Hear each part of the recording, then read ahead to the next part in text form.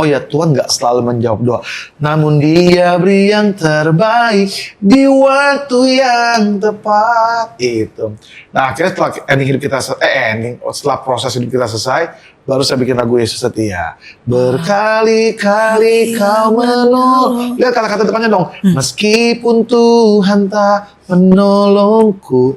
Seperti Daniel, meskipun di perapian Tuhan tidak menolong. Gak apa-apa. Mungkin hari ini nggak dijawab doanya, nggak apa-apa.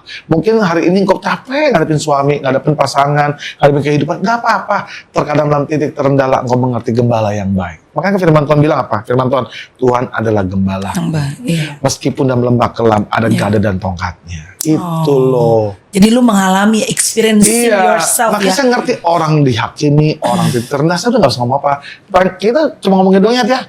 Apa yang bisa kita bantu, temenin. Kalau kita kenal ya, kalau butuh uang, kasih uang. Cuma kebanyakan yang di DM minta duit mulu. Iya. Harus dia bingung. Iya dong, itu namanya nggak bisa Kan online. kenal. Iya, beda dong. Jason, tapi kamu sempat ada statement di podcast, kamu bilang kadang-kadang para kaum LGBT ini berlari dalam lembaga pernikahan. Iya. Karena desakan dari masyarakat.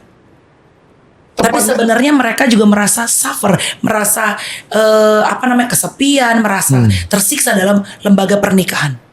Jadi gini, ini pandangan saya ya. Ini personal opini pribadi. Iya, personal pribadi. Personal opinion.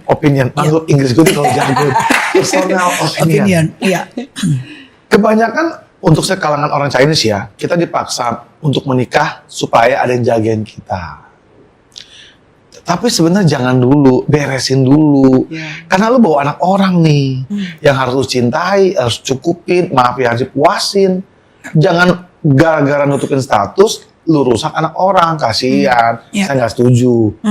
Untungnya saya beres. Kalau nggak kasihan dia lu seumur hidup.